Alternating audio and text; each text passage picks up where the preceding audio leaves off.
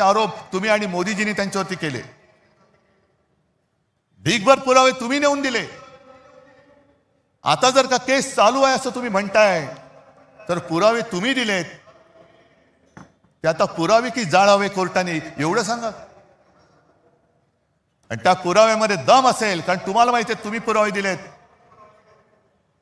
तर अजित पवारांना लाथ मारून हाकलून द्या. आणि नसेल तर अजित पवारांची जाहीर माफी मागा, कारण हेच तुमच्या चालचाली चाललेले आहेत. लोकांना बदनाम करायचं, आयुष्यातून उठवून टाकायचं, पक्षामध्ये घ्यायचं. म्हणजे भाजपची एवढी हालत वाईट झालेली आहे. निष्ठावंतांना आता काही किंमत राहिलेली नाहीये.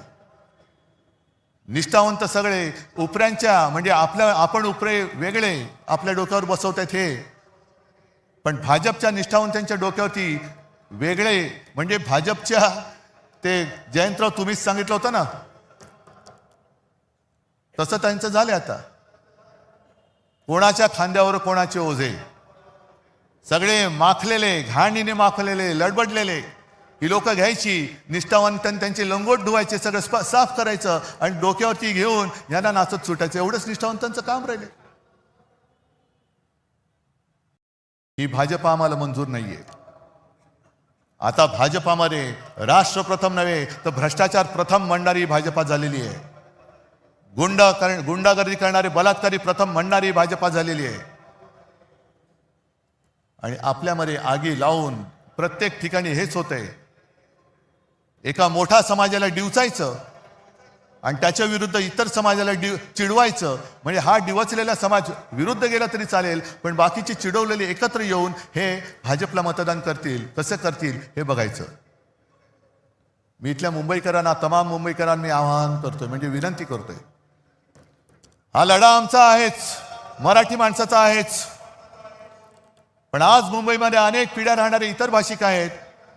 ज्या वेळेला मुंबईमध्ये संकट येतं, नैसर्गिक आपत्ती असेल, अतिरेकी हल्ला असेल, तेव्हा पहिल्यांदा जात पात धर्म न विचारता त्याला वाचवायला धावून जातो तो शिवसेना प्रमुखांचा शिवसैनिक धावून जातो. रक्तदान करायला पहिल्यांदा रांग लावून उभा राहतो. तो भाजपवाला नाही राहत.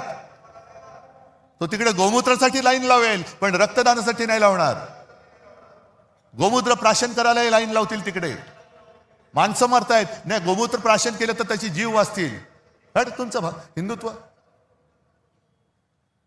पण रक्तदान करताना सुद्धा शिवसैनिक कधी विचारत नाही की हे माझं रक्त कोणाला जाणार आहे. हे असे अण्णा मलाई येतील आणि जातील, मलाई खाणारे येतील आणि जातील, ओरबाडून आपल्याला काढलं जातंय. आणि म्हणून आम्ही एक पोट तिडकीने हा लढा उभारलेला आहे. नाही तर आम्ही पण गेलो असतो ना. हे एवढं देश भरून अडाणींनी टाकलेलं आहे, त्याच्यात आम्ही आमची घरं भरली असती. काय फरक पडतोय. पण तसं जर का आम्ही झालो तर राज, तू जे बोललास की आज शिवसेना प्रमुख, आमचे आजोबा हे वर्ण आमच्याकडे बघत असतील, त्यांच्या डोक्यात किंवा त्यांच्या मनात आमच्याबद्दल काय झालं असतं. अरे ही आमची पिढी, आम्ही काय होतो, आम्ही काय लढा उभा केला, कशा त्या खचलेल्या मराठी माणसाच्या मनगटामध्ये आम्ही हिंमत आणि आत्मविश्वास भरला. आणि ही माझी शेलपट मुलं आणि नातवंड नाही. पण त्यांनी जे आणखीन सांगितले की जगायचं कसं, एकच दिवस जगा, पण तो वाघाचा जगा. 100 दिवस शेळीच्या जगण्याला काही अर्थ नसतो. जगायचं असेल तर वाघ म्हणून जगा, आणि शेळी म्हणून जगायचं असेल तर भाजपात जा. जे गेलेत गद्दार त्यांना जाऊ दे. असे अनेक जण आले आणि गेले. जसा अस्वलाच्या अंगावरचा एक केस उपटला तरी काय फरक पडत नाहीये, केस येतच असतात.